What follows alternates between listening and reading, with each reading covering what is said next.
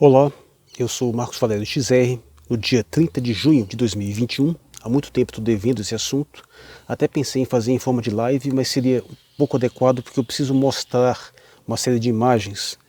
E basicamente eu queria chamar a atenção para o fato de que Bolsonaro foi eleito em grande parte por um discurso que visava combater determinadas posições da neo-esquerda, que são essas posturas progressistas em termos culturais e sociais, mal vistas pelos conservadores, e havia muita esperança, inclusive por parte de alguns aliados meus nessa postura antifeminista, de que ele faria coisas contra a doutrina feminista e, na realidade, revelou-se uma frustração total, não que fosse surpresa para mim, eu já tinha avisado que isso provavelmente iria acontecer, mas até me surpreendeu.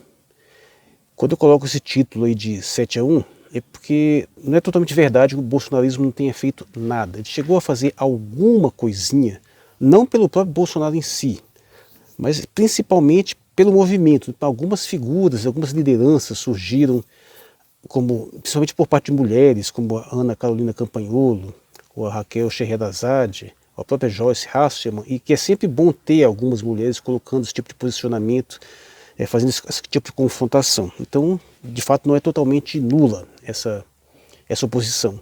Mas esse pouco que foi feito perdeu de lavada. É como aquela questão de dizer que nós temos que falar dos recuperados pelo coronavírus, né, em vez de falar dos mortos, que aliás é uma coisa de um baixo nível intelectual tão grande que eu nem eu perco meu tempo tentando rebater. Mas é basicamente como se alguém chegasse e quisesse falar do 7-1 que a gente tomou da Alemanha e dizer, vocês ficam falando do 7-1 que a gente tomou em vez de falar do golzinho que a gente fez. É mais ou menos nesse esquema, né? Porque a surra que o feminismo tem dado no bolsonarismo é inacreditável, no Bolsonaro em si. Primeiro por dois fatores, né? Porque o bolsonarismo, ele faz sim uma oposição simbólica ao feminismo, mas por dialética isso só faz fortalecê-lo. Dialética nesse sentido especialmente platônico, de que as coisas normalmente são desencadeadas pelos seus contrários, pela ação e reação. Quando você faz um movimento num determinado sentido, uma ação visando determinados objetivos, você desperta uma reação do lado contrário. E por vezes, às vezes você não fazer ação nenhuma é até mais interessante em termos de evitar precipitar essa reação. Ou às vezes isso é meio que inevitável. É quase tanto quanto o dia da origem à noite e vice-versa, dito de uma forma grosseira.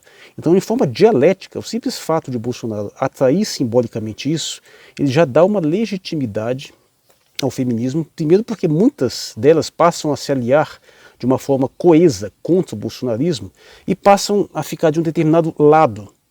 Em geral, o lado claro, o lado esclarecido, o lado que tem um mínimo de visão de realidade. Ou seja, aquilo que as pessoas vão chamar de lado certo da história, por mais controverso que isso seja. Então, isso por si só já vai lhe dar mais força, já vai lhe dar pelo menos um verniz de mais justificação. Então, esse é um ponto que funciona a nível imagético, cultural, simbólico. Esse posicionamento contrário, esse antagonismo que de uma certa forma faz crescer os antagonistas. Os dois podem até crescer juntos. Um pode crescer mais que o outro, mas o fato é que ambos crescem. Então, nesse sentido, isso eu já tenho dito há muito tempo, Bolsonaro fortalece o feminismo. Só que mais do que isso, ele fortalece de uma forma absolutamente direta, porque o maior trunfo do feminismo no Brasil é a Lei Maria da Penha. E o Ministério da Família e Direitos Humanos, capitaneado pela Damares, ele conseguiu fazer, em pouco mais de 2 anos, muito mais pelo fortalecimento dessa legislação do que o PT conseguiu fazer todo o seu tempo do governo, depois de instituir a lei em 2006. Né? Então, nesse sentido, é realmente impressionante a incapacidade desses supostos críticos do feminismo não perceberem a relação direta e o grau de relevância que essa Lei Maria da Penha tem, o grau de centralidade. Mas isso, é claro, para aqueles que porventura não tenham me acompanhado mais, eu tenho que dar uma distinção básica do que é feminismo. Feminismo é uma ideologia que se baseia na premissa de que existe um modelo social chamado patriarcado, um modelo cultural social extremamente poderoso que segrega homens e mulheres de uma determinada forma, promovendo a opressão das mulheres que passam a ser exploradas, oprimidas, subjugadas pelos homens em benefício dos homens. E, entre outras coisas, esse patriarcado estabelece os papéis de gênero, que, segundo esse viés feminista, eles não seriam naturais, eles seriam instituídos pela doutrinação cultural, em vários níveis. É isso que os conservadores vão chamar de ideologia de gênero, que eu sempre achei que é um termo meio bobo, porque, de fato, o peso da palavra ideologia vai gerar reação. As feministas vão rejeitar a ideologia de gênero, mas elas propagam uma teoria de gênero, isso é evidentemente claro. E isso que eles apontam como ideologia de gênero, sim, é um elemento central da doutrina feminista. E eu sempre disse que não tinha que usar esse termo, é só chamar pelo nome correto, feminismo. Simples assim. E não só isso. Geralmente se faz muita crítica a todo o pacote de tendências e políticas típicas da neo-esquerda, né? Mas especialmente tanto essa questão da questão LGBT, essa questão do movimento negro, todos eles são praticamente subsidiários. Se você entende o feminismo, você entende todos eles ficam muito claros. É o mesmo mecanismo. Ele é o carro-chefe, o líder de todos esses movimentos. Então, se você consegue compreender, você compreende os outros, e se você quer fazer uma oposição aos outros, tem que fazer uma oposição a eles. E o bolsonarismo acaba não fazendo nenhuma coisa nem outra. Basta observar que nesse pequeno período de governo já surgiram novos movimentos, novos jargões, novas terminologias, uma série de eventos que agitaram a militância. A militância está muito mais forte do que antes, está muito mais invasiva até, e em especial a Lei Maria da Penha conseguiu uma sucessiva série de vantagens, de fortalecimentos, e de fato a Lei Maria da Penha é, naquilo que os conservadores costumam chamar de ameaça à família, ela é o maior instrumento de destruição da família. Em primeiro lugar, nós temos que mostrar os dados. O fato é que o índice de mortes de mulheres vinha diminuindo. Entrou a Lei Maria da Penha, no ano seguinte começa a aumentar.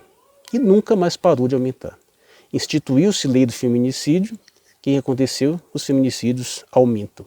E cada vez que se aplica uma legislação fortalecendo essas abordagens, sempre o resultado infalível é que os crimes que as mulheres se propõem a combater aumentam. Então, sempre aumentando. Isso não para. Isso não é só no Brasil, isso é tendência geral dessas legislações similares ao redor do mundo, que ou o objeto do crime, o crime em si que se propõe a combater aumenta, ou, na melhor das hipóteses, fica estável enquanto outros crimes reduzem. E tem esse caso de situação, onde países que tiveram uma queda generalizada na criminalidade, mas justamente esses crimes qual receberam propostas de gênero, não caem, ou se caem bem menos do que os outros. O que tem a conclusão é inevitável. Das duas umas, ou essas legislações efetivamente aumentam esses crimes, ou pelo menos elas querem fazer com que eles aumentem, porque eles estão o tempo todo dizendo isso, basta você observar as notícias. Toda vez que a gente tem uma abordagem desse tema, o índice de feminicídios aumentou, a violência doméstica está aumentando, mais mulheres estão morrendo, e é lei atrás de lei, só aumenta e só aumenta.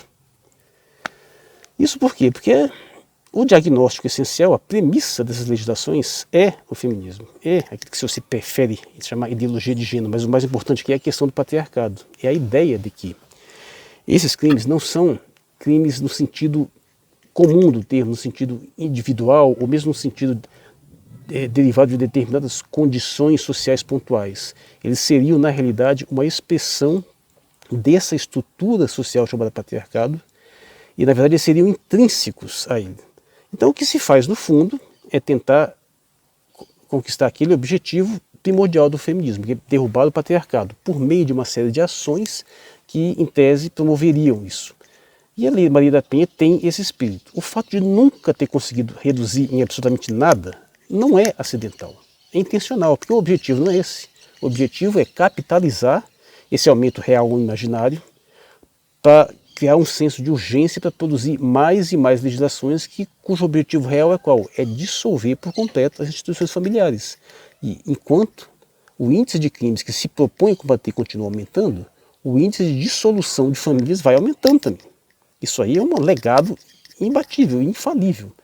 Lembre que nós estamos lidando com um tipo de legislação que viola todos os princípios básicos do direito, como, por exemplo, a presunção de inocência, para começar, a isonomia. Tudo isso vai sendo violado, vai sendo jogado fora em prol de um tipo de abordagem é que se você aplicar a qualquer outra área que não tenha essa afetação, todo mundo vê de imediato que é inadmissível. Mas quando você aplica nesse calcanhar de Aquiles, que é a proteção dos mais fracos, as pessoas tendem a levar isso mais a sério. Tendem, em parte porque não querem ser vistas como alguém que se propõe aquela causa, se propõe a combater uma causa tão nobre, em parte porque ficam meio perdidas mesmo, em parte talvez porque acreditem. Mas o fato é que, em especial, os conservadores têm essa vulnerabilidade.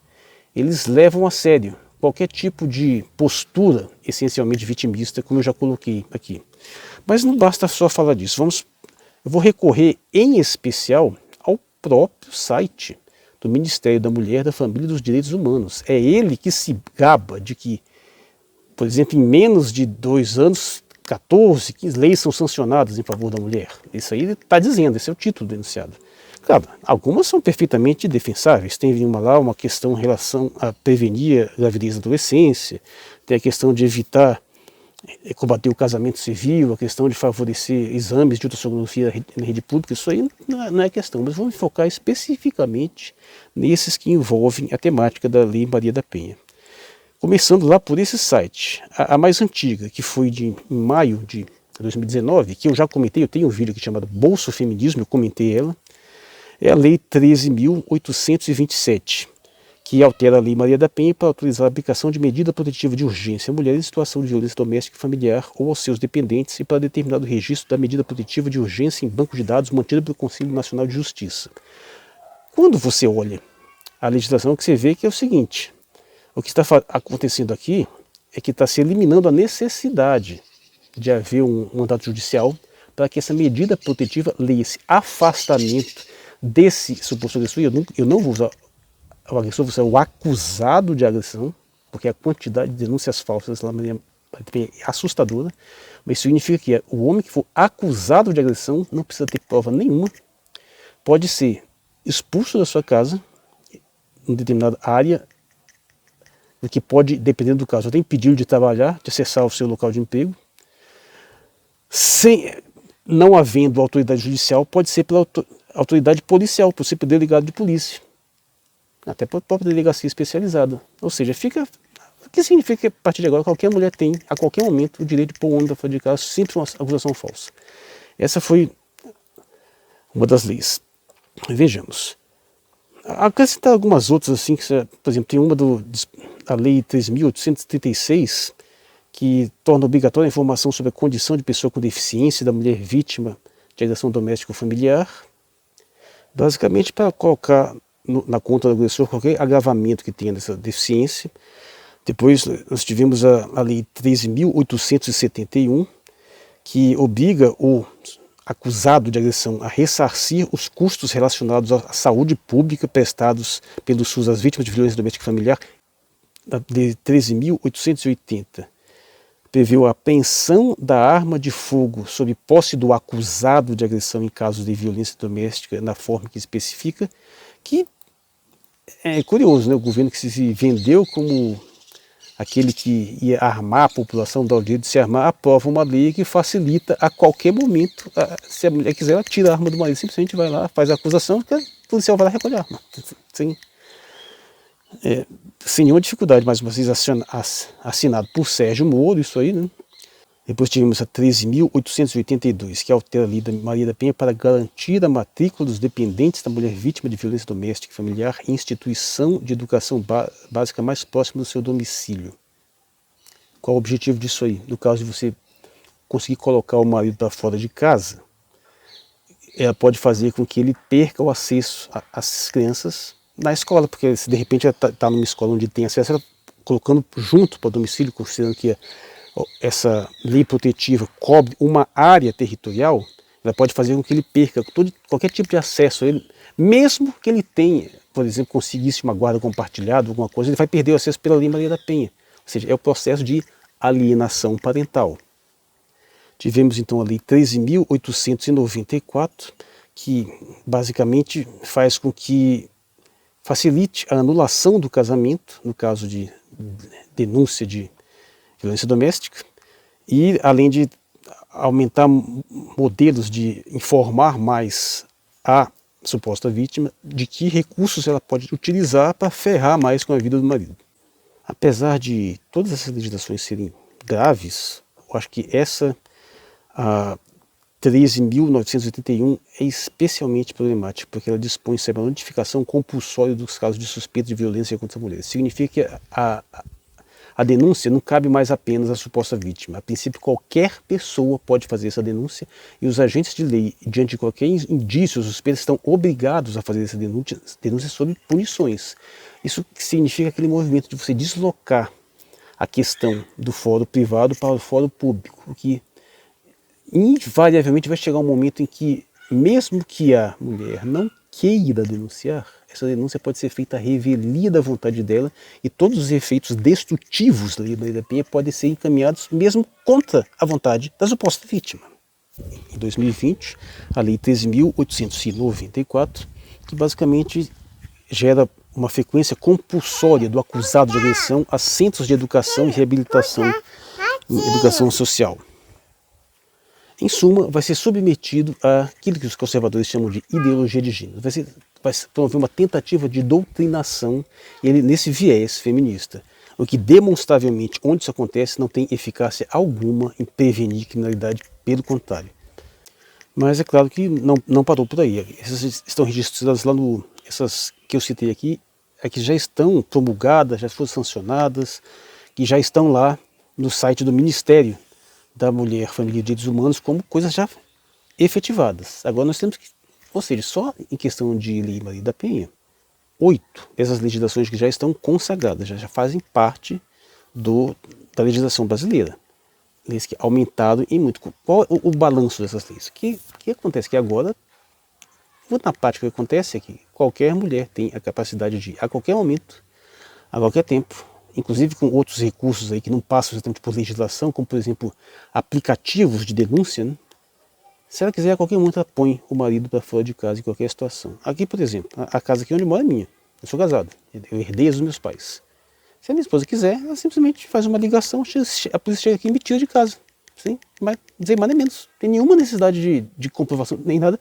Claro que existe sempre uma resistência do ponto de vista pessoal, porque os agentes da lei também sabem que essa lei é mal utilizada. Então, às vezes, eles vão tentar conversar. Então, existe essa dimensão infralegal, que é o que frequentemente evita os danos maiores. Mas se for para seguir rigidamente a legislação, não tem questionamento. Dependendo do nível de restrição que for colocado, eu fico sem onde morar. Dependendo da amplitude, pode ficar sem ter como trabalhar, porque fica impedido de chegar no meu emprego. Você fica sem render, ao mesmo tempo é obrigado a pagar as custas, é para destruir mesmo. Isso, estou dizendo, não é para afetar aquele efetivo agressor de mulheres. Esse escapa ileso, porque a mulher não tem coragem de denunciar. Sabe que se ela denunciar, ele mata. E a lei não consegue criar mecanismos verdadeiramente eficazes para prevenir esses casos realmente graves. Camarada que for totalmente inofensivo, mesmo incapaz de... Esse é completamente destruído, sem dó. E aí você vê por quê, e sim, ajuda a explicar por que a legislação tem acompanhado um aumento cada vez maior da morte de mulheres em âmbito doméstico. Porque ela não tem capacidade nenhuma de efetivamente atingir o verdadeiro criminoso, o verdadeiro agressor. Mas ela tem uma capacidade absolutamente devastadora de atingir aqueles mais ou menos, ou aqueles totalmente inocentes, estão completamente destruídos pela legislação. As famílias são completamente arruinadas. E vamos só, o pessoal que gosta, até hoje, está com essa insanidade de defender esse governo, fazendo comparações com o PT nessa seara, o fato é que no governo do PT, apesar de ter aprovado essa Lei da Penha, ela foi aprovada com recursos mínimos de funções, que só foram hiperturbinados agora. E mais, o governo do PT ainda aprovou a Lei da Guarda Compartilhada e a lei contra a alienação parental, que são dois baques nesse processo feminista de destruição da sociedade. E o que está acontecendo hoje? O governo Bolsonaro, pela sua Damares, está empenhadíssimo em revogar a lei da alienação parental. Até porque, se você for observar bem, tem um certo conflito aí com esses elementos da Lei da Penha. De uma certa forma, essa questão de mudar as crianças de escola para uma área mais próxima, podendo impedir os pais de ter acesso às crianças, pode ser considerado como uma forma de alienação parental. Então a gente tem um mecanismo legal para tentar resistir isso. O que as desgraçadas vão fazer? Derrubar essa legislação. Infelizmente, eu acho que vão conseguir. E depois que isso for derrubado, vão partir para cima da lei da guarda compartilhada também, não tenha dúvida. Essas duas leis foram duramente criticadas por feministas porque são leis que têm uma capacidade efetiva de melhorar as condições de relação dos pais com os seus filhos, das mães também. São leis que têm condições efetivas de minimizar danos e até mesmo aperfeiçoar o convívio familiar. E isso o feminismo não pode tolerar, ele tem que atacar de todas as formas possíveis. Vamos perceber que apesar de toda essa propaganda massiva que nesse ponto governo e grande mídia se alinham em feminismo, está nos governos e na grande mídia, nas megacorporações. Só o absolutamente idiota mesmo não é capaz de ver que isso é a ideologia da classe dominante. Aquilo que, como Marx diz, a classe dominante desenvolve uma série de valores para impor sobre uma população que é refratária a elas. E ela impõe por todos os meios disponíveis, por meio da violência estatal, por meio da propaganda. Isso é basicamente a mesma coisa. Mas você vê que ainda assim há uma resistência significativa da população. Tem uma pesquisa que está no site da Fundação Getúlio Vargas que mostra que a percepção das pessoas que responderam à pesquisa sobre a efetividade da Lei Maria da Penha. E está completamente óbvio que a grande maioria considera que ou protege pouco ou não protege nada. O protege nada frequentemente está acima, quase todos os casos está acima do protege muito. Os não sabe são poucos, então é de lavada. Vamos pegar, por exemplo, no Rio de Janeiro. No Rio de Janeiro, 50% dos depoentes disseram que ele protege pouco e 26% disseram que protege nada. Apenas 24% disseram que protege muito. Faz a conta, 76% dizem que protege pouco ou nada. Em alguns outros casos ficou até mais grave. No caso da Bahia, por exemplo, apesar de mais pessoas, 25% terem dito que protege muito e 15% que protege nada, teve 61% que disse que protege pouco. Ou seja, no geral, a percepção das pessoas não foi afetada por essa propaganda, por essa ideologia. E, em parte, primeiro, porque isso é auto-evidente. Porque se os próprios órgãos de mídia estão o tempo todo denunciando que a violência está aumentando, então é claro que protege muito pouco. Mas isso tem também a experiência direta das pessoas. A pessoa que vive, principalmente nessas áreas mais pobres, que convive mais com perturbações de ordem generalizada, percebe isso. Percebe que essa lei vai ser eficaz para proteger de alguns casos de uns sujeitos agressores assim, medianos, que não pode até cometer uma agressão aqui ou outra, mas não seria uma coisa mais grave, mas não vai proteger daqueles casos realmente perigosos. Isso é auto-evidente. Então, isso para deixar claro, assim como a maioria da população continua refratária, por exemplo, à descriminalização do aborto ou uma série de outras pautas, essa população também continua refratária a esses aspectos impostos pelo feminismo. E olha só que interessante, esse outro dado da pesquisa mostra que a maioria, praticamente em quase todos os casos, a maioria da população alega que conhece e sabe um pouco a respeito da lei, ou conhece e sabe muito. São muito poucos os que nunca ouviram falar, que em vermelho, quase insignificante, ou que já ouviu falar, mas não sabe o que se trata. O que você somando os dois pontos, os dois gráficos, que você entende que a maioria das pessoas está razoavelmente informada do assunto e, com base nas informações que ela acredita ter, declara que a lei projeta de pouco ou nada. Em suma, como diz no site da FGV, 80% da população acredita que a lei da Maria da Penha é pouco eficaz, já levando em conta essa questão de conhecer um pouco mais. Né? Gostaria de citar também, claro, vou deixar todos os links aqui embaixo, mas citar também essa pesquisa aqui, que eu ainda nem consegui lê-la todo, mas o resumo dela é extremamente revelador, merece ser lido na íntegra. Essa pesquisa, Percepção das Mulheres, especificamente, sobre a efetividade da Lei Maria da Penha. Então vamos lá, vale a pena ler, olha isso aqui.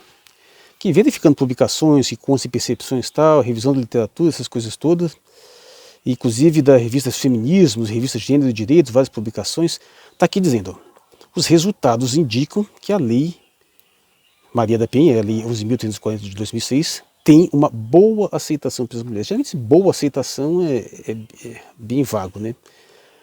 Contudo, a efetividade da lei, de acordo com as entrevistadas, esbarra na burocracia do judiciário e do vocabulário complexo. Só que como foi constatado que as mulheres não se sentem protagonistas do processo judicial da violência. Isso é muito crucial. Essa coisa que é colocada como direito das mulheres. Elas não sentem que foram elas que fizeram isso, elas não sentem que elas estão no controle disso, elas sentem que tem uma outra estrutura as movendo. Não é uma legislação que dá autonomia, não é uma legislação que empodera, pelo contrário, é uma legislação que remove ainda mais todas as capacidades, uma vez que é uma outra força que vai agir fazendo tudo. Basta você observar que até mesmo você não precisa mais do interesse da própria suposta vítima fazer a denúncia.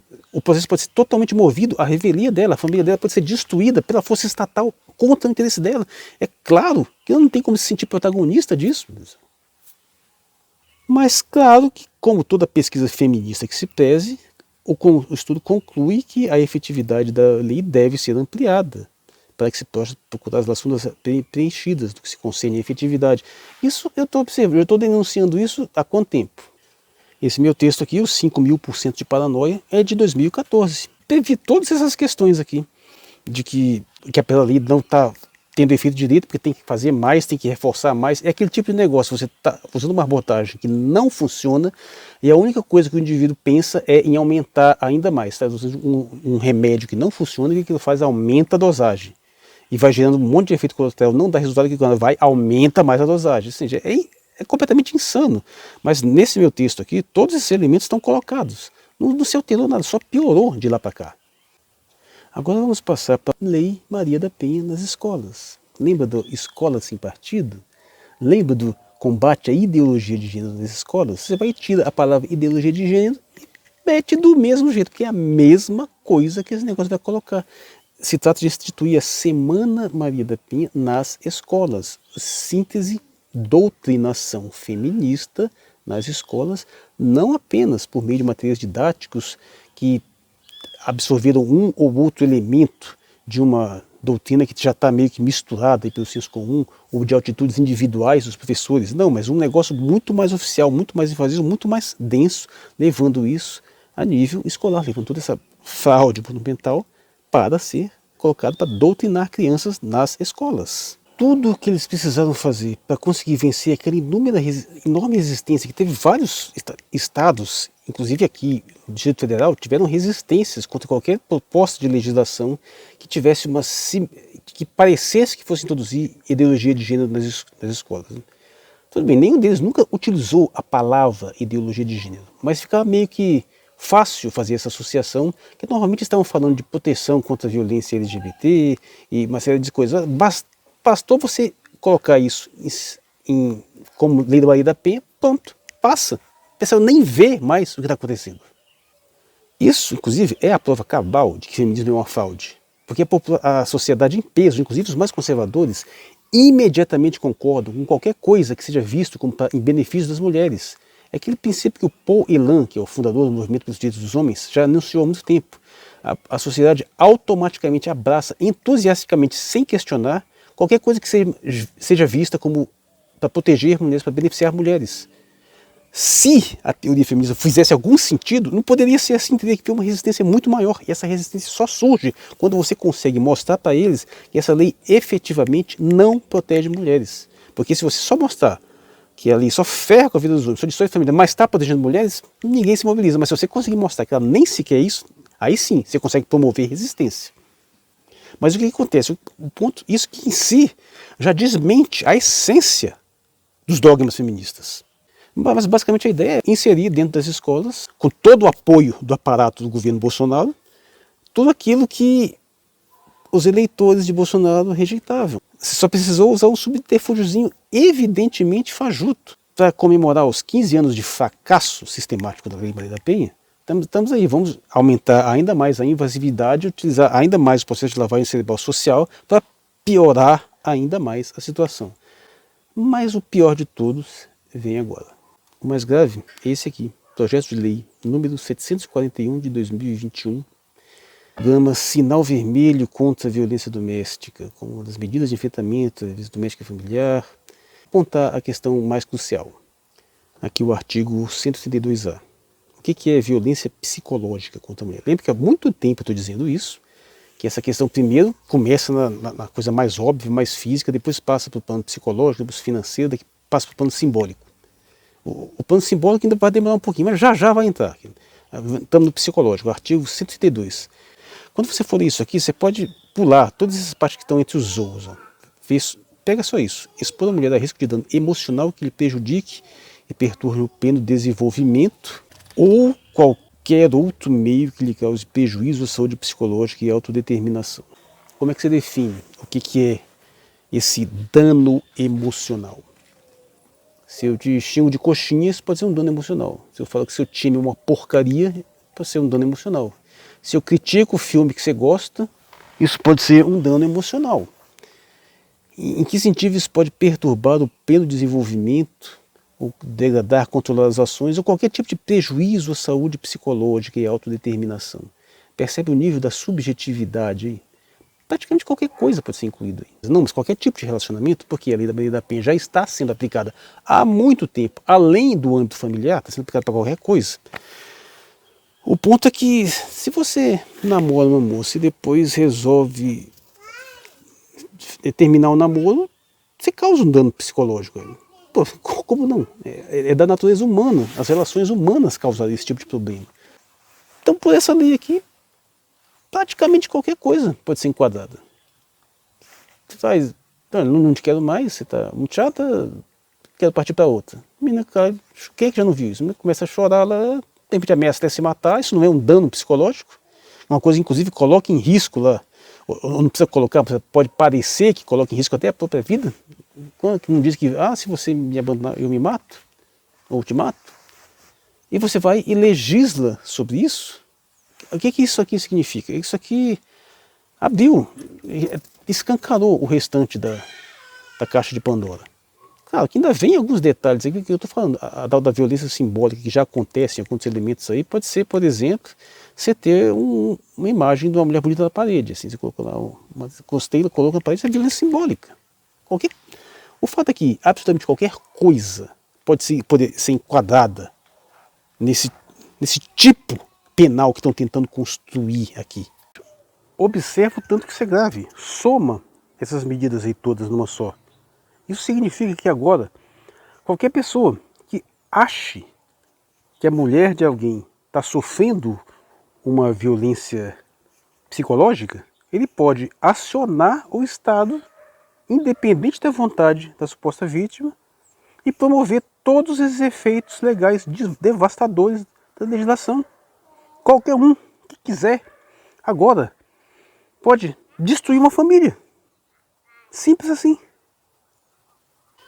Esse é quase que o golpe definitivo. Se não é o golpe definitivo, é o próximo passo antes do definitivo. Cumpre qualquer objetivo, que eu falo desde sempre, qual que é o objetivo do feminismo? O feminismo é essencialmente uma doutrina antirreprodutiva. O principal objetivo é esse, é tirar a mulher da sua função reprodutiva. E para isso ela tem que atacar em todos os níveis, inclusive no nível dos relacionamentos, especialmente. Todos os estágios daquilo que a gente chama de relacionamento heterossexual são sistematicamente atacados pelo feminismo, quer seja o interesse masculino em mulheres, que é a objetificação, é assédio, quer seja a beleza feminina, quer seja qualquer tipo de envolvimento, quer seja o namoro, quer seja o casamento, gravidez, tudo tem alguma coisa atacando em vários pontos. E ele promove ataque em várias frentes. É claro que não é só a questão antirreprodutiva, ele causa um dano generalizado, principalmente na estrutura familiar, para enfraquecer as famílias, porque todo poder da sociedade, em instância maior, é um poder familiar, é o poder sanguíneo, é aquele que passa pelo sangue, são os laços familiares que definem a força das maiores forças sociais. Todas as dinastias foram construídas assim. Reinados, impérios passam de forma consanguínea, as grandes fortunas passam de forma consanguínea. É pela família que, a organização familiar, que as grandes plutocracias têm o controle do mundo. E o que eles fazem? Eles atacam essa mesma instituição no restante da sociedade para que elas percam qualquer capacidade de reação. Pessoas que não têm famílias bem organizadas são muito mais frágeis, elas não têm como fazer frente a esse poderio das dinastias familiares bilionárias. Então eles ganham por todas as formas. Você não só estabelece esse controle, essa redução reprodutiva que lhes interessa, que poderia até interessar a sociedade em geral, mas de um modo muito mais perverso, você destrói a base de poder social na base das populações. Isso sempre foi assim. Pode observar a relação senhores de engenho e escravos. Os senhores de engenho são famílias bem organizadas, com nossos conselheiros bem definidos. Como é que eram os escravos? Tudo largado de qualquer jeito. Basta você deixar a promiscuidade fluir geral, não tem problema. Você não vai conseguir estabelecer ali uma resistência. E o mais curioso, quando o senhor de engenho ainda se envolvia com as suas escravas, às vezes tinha filhos mestiços, esses filhos mestiços, por sinal, acabam absorvendo alguma coisa da herança, dos poderes dos seus pais. E por isso que os movimentos negros já atacam a miscigenação, em todos os níveis, assim, até nesse ponto, eles estão fazendo esse tipo de abordagem. Estou falando de uma doutrina absolutamente perversa, cruel, destrutiva. Só vem para destruir tudo que a gente tem na sociedade. Já está sendo aí. O governo que se elegeu, entre outras coisas, prometendo que ia fazer uma oposição a isso, só fortaleceu ela muito mais que o governo do PT conseguiria fortalecer em muito tempo. Até porque, se fosse o governo do PT, o governo tentando fazer isso, a resistência seria muito maior. Mas como não é, então o que aconteceu? A resistência em grande parte é hipócrita também, aproveitadores, se fingindo de defensores de moral e bons costumes, eles se desmobilizam e os outros são burros, para um bando de imbecil, afinal é bolsonarista, não tem como não ser imbecil, não são capazes de perceber o óbvio da estrutura, como é que ela funciona. Em termos de enfrentar essa monstruosidade chamada feminismo, nós estamos muito pior do que se estivesse no governo de esquerda. Esse é um ponto crucial aí, porque não só está sendo reforçado de forma direta, lembrando que Bolsonaro não fez absolutamente nada para conter a proliferação de ONGs, financiamento internacional e tudo isso, nem para a regulação da mídia, tudo comissão do mesmo jeito, e ainda por cima, simbolicamente, ainda se posiciona de uma forma a reforçar mais ainda o movimento pela oposição, simplesmente imagética.